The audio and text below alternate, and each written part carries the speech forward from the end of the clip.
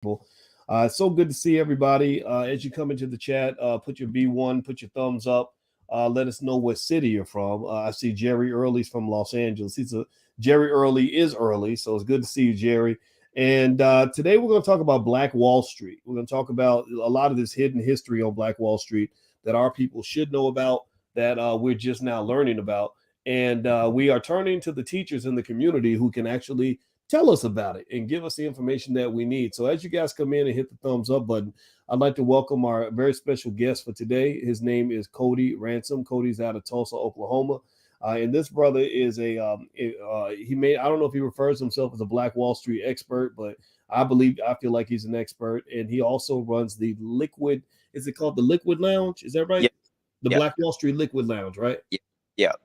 Yeah, so right on Black Wall Street, the Black Wall Street Liquid Lounge, which everybody should check it out. When you go to Tulsa and you do your tour of Black Wall Street in the Greenwood section, you got to go to the Black Wall Street Liquid Lounge.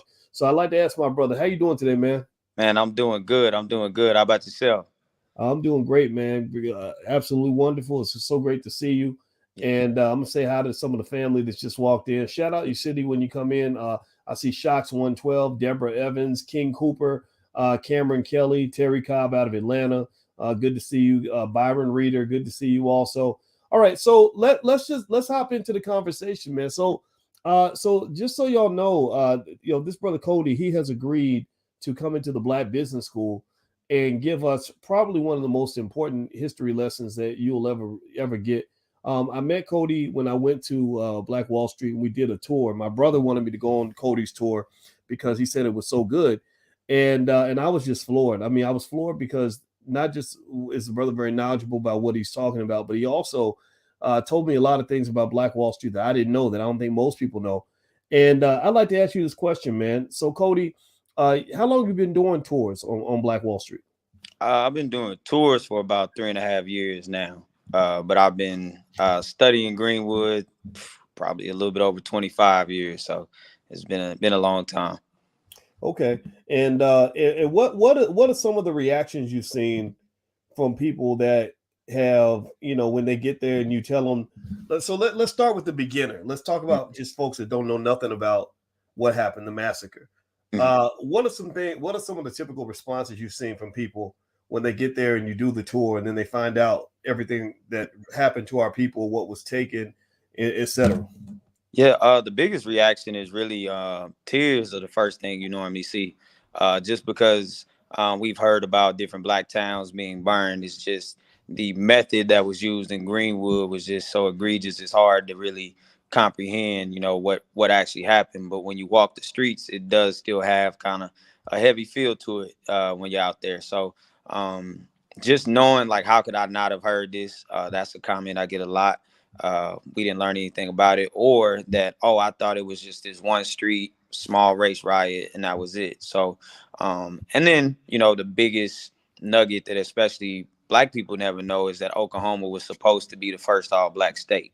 So once they learn about the Black statehood and what Oklahoma was supposed to be, it throws people through a loop. And once they realize that, had this become a Black state, Tulsa was the oil capital of the world for a little bit over 20 years. So had it become a Black state before that, then all of that oil money and wealth would have been ours at that point. So we lost more than just Black Wall Street when we lost Greenwood, but Oklahoma in general was supposed to be for the Black people. So how many of y'all knew? Give me a yes or no in the chat. Everybody, give me a yes or no in the chat. How many of y'all knew that Oklahoma was supposed to be an all-Black state? How many of y'all knew that? I didn't know that. I had no idea that Oklahoma was supposed to be an all-Black state. And you're right. There's a lot of resources there. Now, let me ask you this, Cody. When they made the decision to not let Oklahoma be an all-Black state, was it because of the oil, or what was going on with that? The main thing was the oil. It was said that this was oil territory, and if Blacks were allowed to control the oil, we could cripple America's economy. So that was one of the biggest fears. It was President Harrison, and that would have been Roosevelt as well. E.P. McCabe is the one who filed the paperwork. He was from Kansas, but he filed the paperwork to apply for statehood, and it got all the way to a vote. And that's what ended up pushing the vote, was They didn't want black people to control the oil in the U.S. One of the fears is that we would sell the oil to rival countries, which geographically there's no way to get the oil over to Russia without going through Texas. But for some reason, that ended up being the excuse used. So that was 1906 when that was applied for. And then in 1907, a group of Klansmen applied for statehood, and that's when Oklahoma became a state in 1907. So, Real. Okay, wait. A group of Klansmen applied for statehood, and yeah. they formed the state based on the application from the group of Klansmen. And that's what ended up getting Oklahoma to become a state. So we still have quite a few black towns, but back then we had more black towns than anywhere in the U.S. Part of that reason was the 5 civilized tribes actually owned enslaved people too. So as those people earned their freedom, they became freedmen from their tribes, and they were given land allotments. So a lot of those land allotments ended up turning into black towns. So we had, I know Boley was the biggest one, but it's Boley, Redbird, Tallahassee, Renniesville, Tatum's, Clearview, Taft, Zion, Vernon. Yeah, there were so many of them just in this one territory. Okay, so that's heavy. You know, that's a see. So do y'all understand why I'm really happy to talk to this brother? I hope y'all get why. You know, this is the second time Cody's come in here, and this is obviously, we all know that the Black Wall Street story is one that all of our kids need to know. You know, y'all need to stop letting the kids get educated on Black history by people who are not Black. Like, that's the first thing. And, you know, and then the second thing is there's a lot of the story that just gets hidden. They buried it, you know, and so I think that before we go out celebrating what these rappers are doing, or these athletes, or what they're doing, or these comedians and what they're doing, we also need to listen to our teachers and those who have knowledge that they're passing on. And Cody's one of those guys. And so one of the things I want to let you guys know about that we're doing in the Black Business Schools, we partnered with Cody, and we're actually going to do a hidden history of Black Wall Street Masterclass. It's a 4-week class you can sign up for. You can actually go to my website. I put the link right there at the top of my website. Just look for it right at the very top. You go to boycewatkins.com. I put it right there. We're going to get started in a few days. I want to say December 9th, if I'm not mistaken. Is that right, Cody? Yeah, it's 4 weeks. The material is yours forever. And I want you to bring your whole family. I want you to bring your mama, your daddy, your sisters, your children, your cousin, them, everybody, because I guarantee you that when you hear this brother's entire layout of Black Wall Street, it's going to blow your mind. I don't care if you already think you know the story. You don't know the story if you ain't heard it from this brother. I'm telling you. So, Cody, let me ask you this question, man. What do you know about the civilized tribes? You know, I recall Dr. Claude Anderson kind of giving a sense that the 5 civilized tribes, that they had an interesting, kind of almost peculiar connection to Black people in America. Can you kind of give us like your assessment on some of that? Yeah, so the 5 civilized tribes are who ended up settling here in Oklahoma, but they were considered to be civilized for 2 reasons. One reason was because they had given up the fight for their property in the East Coast. And secondly, because they practiced the business of slavery as well. So they enslaved African Americans too. So that's what actually made them civilized. So when they came to Oklahoma during the Trail of Tears, there were over 100,000 African American people who died during that Trail of Tears as well. So at the time, we were not allowed to be on horseback or in covered wagons. So during that walk from Georgia to Carolinas, Florida, Alabama, Mississippi, Black people made that same journey during the Trail of Tears. So here in Oklahoma, quite a few of the Black people are actually mixed. Almost all of them are either Creek or Cherokee or Choctaw or Chickasaw, Osage. So they didn't want Black people to stay on the reservations with them. So when you became a freedman, you were given land right outside of the reservation, which is why when you go to where the Black towns are, they're typically pretty close to a reservation, a Native American reservation. So it was a way of not having to split the benefits. So a freedman wouldn't get the exact amount of land allotment that a full-blooded Native would, but you would get some, and you were entitled to that. So that's where Henry Dawes created the Dawes Roll, and from there, that was their way of tracking Native Americans. But that's where you know, the $5 Indian thing comes in, where you could pay $5 to replace a black person on the Dawes roll. And so once you did that, you were able to take the land allotment that was supposed to be for that African American family. So it's quite a bit of Oklahoma was taken illegally from natives, but also from the African American community that was here too. Hmm. Wow. That's it's real funny, man, when you say these things. And I know every time I hear you talk about it, I start. I don't know about everybody else in here. Y'all give me a yes or no if you feel the same way. But I get a little angry, a little bit upset. It's just it's infuriating, not just to hear what happened to our people and what was taken from our people, but also it's triply infuriating that it was hidden. This information is hidden from our people. And what it also makes me think about, and I want everybody to kind of peep this out, is when I find out about one thing that you hidden from me, I'm thinking about the other 200 or 300 things that you've hidden from me that I don't know about. Yeah. Like it's like in your house. If you see one roach, Yeah. they ain't no such thing as one roach or one rat. You got a whole nest. Yeah. Yeah. Yeah. So, so let me ask you this, man. And everybody, I'm speaking with Cody Ransom. He is the CEO and founder of the Black Wall Street Liquid Lounge in Tulsa. He does an extraordinary tour. He has an extraordinary business. If you go to Tulsa, anywhere near Tulsa, I encourage you to even just make a family trip. Go to this brother's business. Like this, great. They have great service, great food, great drinks, and a great tour. It's something you cannot miss. And everybody, do me a favor as you come in, hit the thumbs up button, thumbs up, share. Make sure you subscribe. When you subscribe, this is very important. Be sure to hit the notification bell and then give me a B1 in the chat after you do this. Hit that notification bell so that you'll be notified when we go live. That way they can't shadow ban the channel. You'll be notified when we get to talking. I promise you I'll bring you good stuff. And so, Cody, how does it feel? Like when you were, first of all, I want to know what inspired you. And actually, okay, I'm sorry. Miss Brown is asking for the link to Cody's masterclass. It starts December 9th.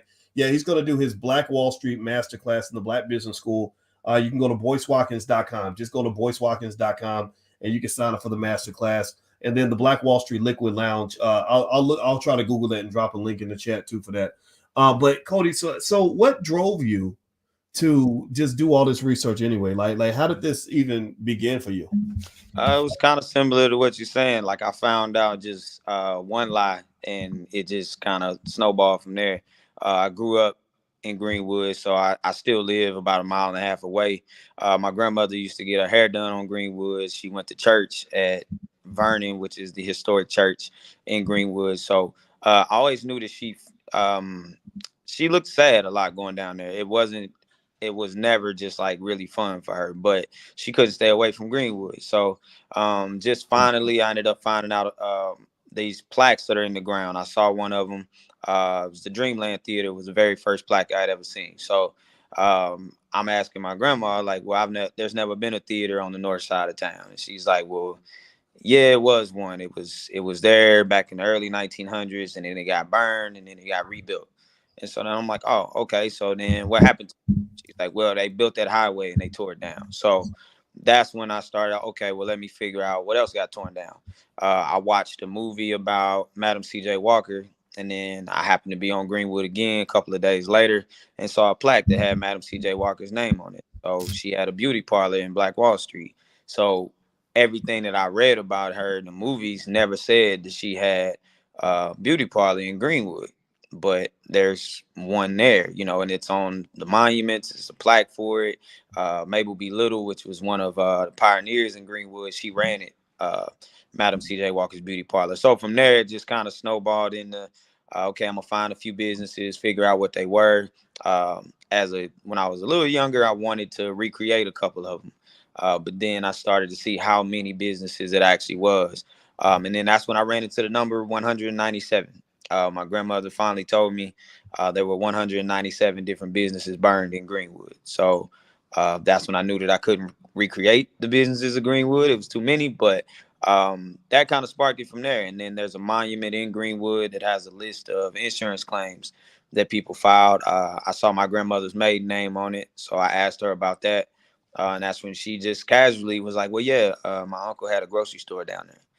And so now got a little more personal. So then, before it was personal, I did a lot of research. But once it became full circle for me and my family, I kind of dove in a little more, and then that's when I started to find just Oklahoma history in general, and then all the other Black massacres that happened across the U.S. And so, again, once you open that door, I guarantee, like, you'll research the city you grow up in, and something similar most likely happened there, whether it's urban renewal or a massacre like Greenwood. Mm. So it was almost like there was like a systematic nationwide effort to Mhm. really sort of undermine a lot of Black economic progress. But Yeah, particularly when it came to building those freeways, they yeah, always strategically built them through our neighborhoods. yeah. That's real interesting, man. So yeah, I'll tell you, man, it's such a interesting thing. And one thing that really surprised me was when I found out that a lot of local people in the Tulsa Greenwood area don't really even know the whole history of Black Wall Street. Has that gotten much better? I remember hearing this a few years ago, but is that Mhm. still true that that a lot of kids that are going to public school don't know a whole lot about what happened in their own community? Yeah, it's still true. Last year they passed a bill saying we could teach about Black Wall Street history, and then maybe 3 weeks after that, we our governor signed another bill about critical race theory. So technically, I'm a school teacher by day, and I can't teach Black Wall Street history in my classroom.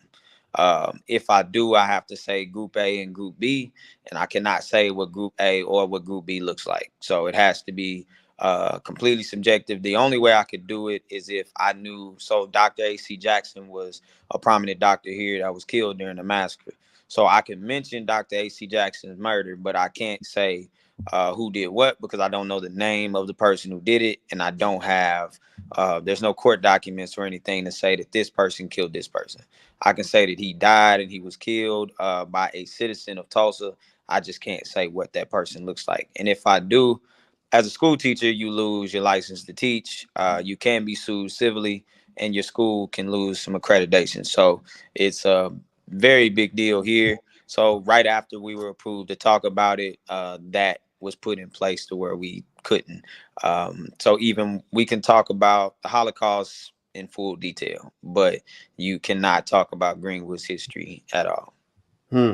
Interesting. Okay, so I don't know about everybody else in here, but it sounds to me. So what Cody is saying, Cody Ransom, that's his name. He's the CEO of Black Wall Street Liquid Lounge, and we're talking about the Black Wall Street Massacre. So it sounds to me like what Cody is saying is that they've been passing laws in his state and in other states that basically say in the public schools we can't really teach the whole truth about things that have happened to our people, things that are documented.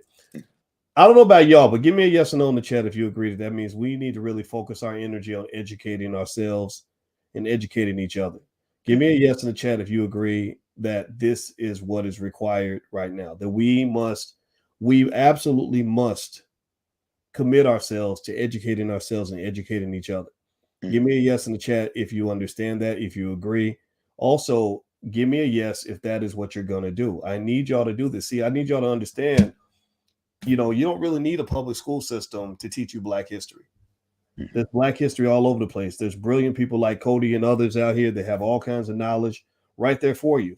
I'm a professor. I have more education than 99% of the people that are teaching in the public school system. I'm here talking to y'all every day. So we have access to our own thinkers, our own scholars, our own leaders, and we have to pay attention to those individuals that have that information, have that knowledge. We got to pay as much attention to the Cody Ransoms as we do to the LeBron Jameses. No disrespect to LeBron. He can teach you to play basketball. Cody's going to teach you how to play economic basketball, how to compete in the game of Black history and economics. Right? He's going to teach you all about Black Wall Street. So we need players on all positions in this game. And so Cody, so one of the things we're doing in the Black Business Schools, we are partnering with Cody on a very fairly priced masterclass that's going to literally break down over 4 weeks. He put together a whole curriculum that we're going to help him distribute to the community on exactly what happened in Black Wall Street. The fee is it's $199 for 4 weeks. The material is yours for life. And actually today, if you want to sign up now, we actually took 52% off the price. So it makes it a little bit less than $100, if I'm not mistaken. And that is for something that is probably more valuable than anything you ever learned in college, anything you learned in a public school. And it's the kind of stuff that will make a big difference in the lives of your children, things like that. It's also our process of developing our own version of the public school system. This is our public school system, Cody. Like, to me, Yeah. every Wednesday night we're reading Powernomics books, we're reading Black history books, and I'm going through them word for word, because at the end of the day, man, and I'd like to get your thoughts on this. I think we have to think outside the box. Like, why? I don't really think we're ever going to get the truth inside a system anyway, not a system like that. What do you think? I think so, because what when we teach Native American history, Native Americans have a form of reparation here in Oklahoma. So they're the only ones allowed to have casinos. All of the casino revenue goes to the tribes. No, you can't have a casino or a smoke shop in Oklahoma unless you're Native. So we can teach their history because they already have somewhat of a resolution to what happened to them. Ours is still not solved. It's still not rectified. So our story is still unfolding. So I think that with Black history, one of the reasons we don't teach it in school here is because of why they passed the critical race theory bill. These kids are they go to school with Black kids. They grow up around Black kids. And if you were to tell them that, yeah, everything you have is because of these advantages, because these things happen to your neighbors. So these kids are more prone to try to fix the problem. So it's okay. Well, just don't tell them that there's a problem. If you never tell them it's a problem, they won't try to fix it. And so I see that a lot being a school teacher, just the way the kids interact, Black and white. These kids are, like I said, they're listening to the same music, they're playing the same sports, they're hanging out together. So when one finds out that the other is dealing with an issue, the younger ones are wanting to find out how they can help. So I think it's definitely a system of, okay, well, let's not, let's keep them from that. And let's keep us from that. They used to say if you wanted to hide anything from Black people, you put it in a book. But that's because we weren't picking up the right books. We would read, as you said, we would read books.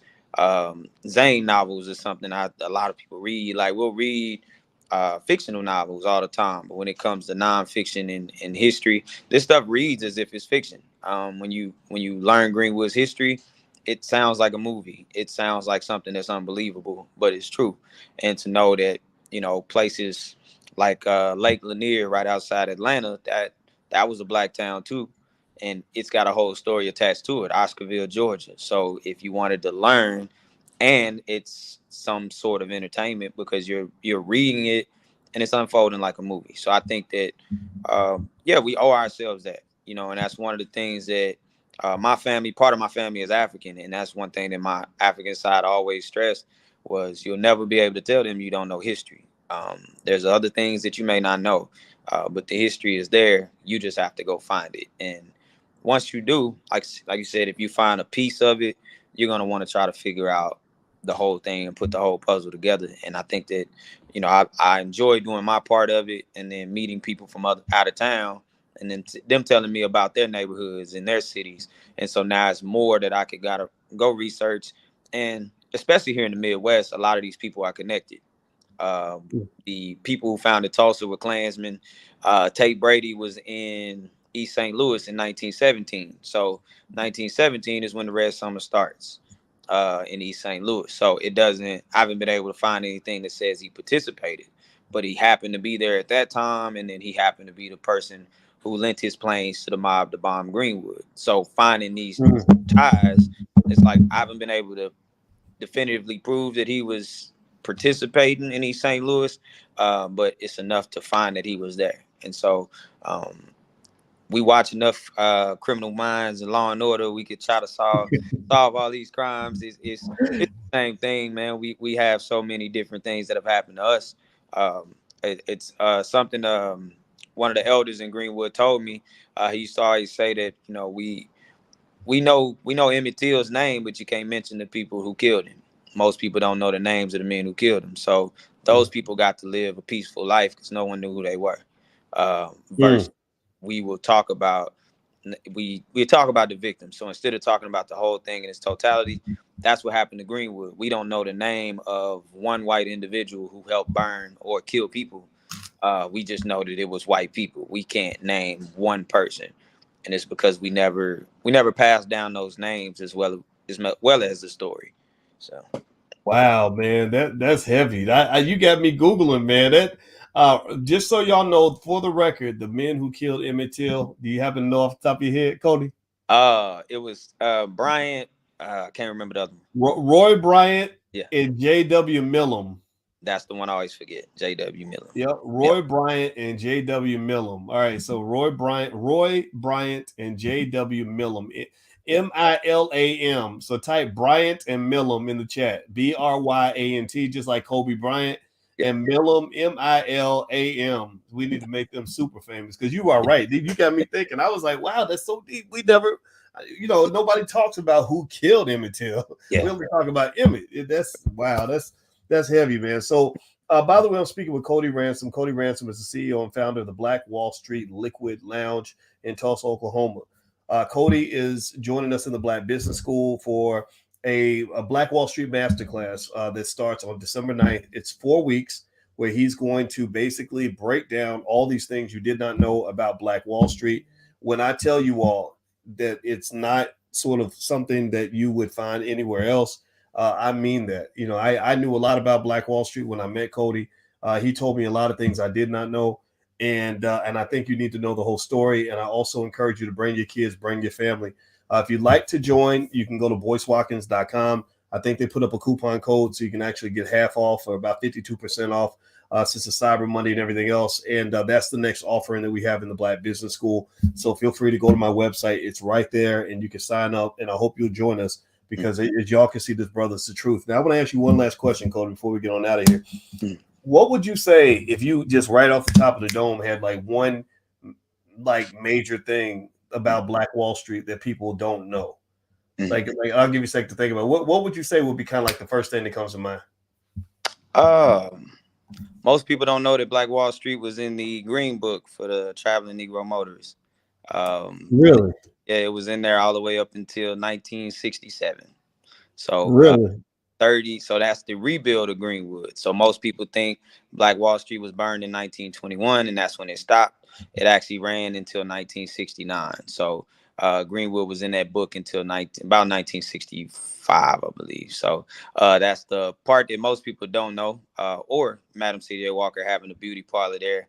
Or the very first family in Oklahoma to own multiple movie theaters was a black family in Greenwood, which was Lula and John Williams.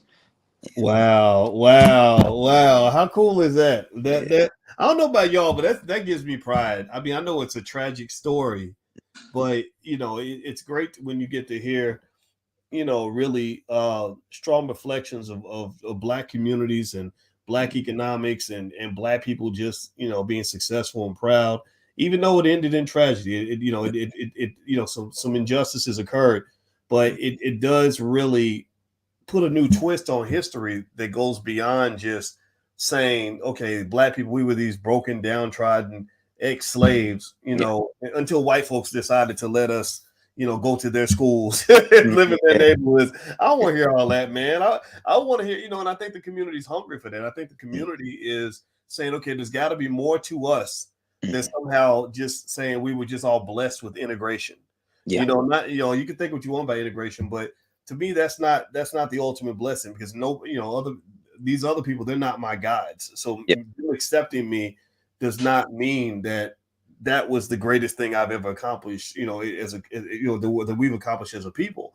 No, we've accepted ourselves, and we did that long before anybody else accepted us. And I think it's important to talk about that to honor our ancestors, man. So I want to say thank you, Cody, for doing what you do, man. This is excellent stuff, brother.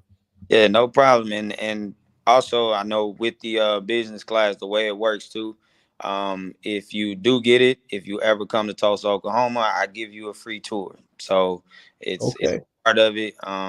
It's all you have to do is just let me know when you're coming, and I'll schedule a time out, and we'll do the walking tour together. So it's like I said, I like to treat everybody who comes to the wood, as we call it. I want to treat you like family. So we'll have a drink, have something to eat, and then head out and take a look at it. So There you go. I love that, man. I think that's great. So yeah, so it's y'all family. So if you join the class and go through Cody's digital class, which happens on December 9th, I put the link on my website, boycewatkins.com. It's right there at the top. You can go sign up right now.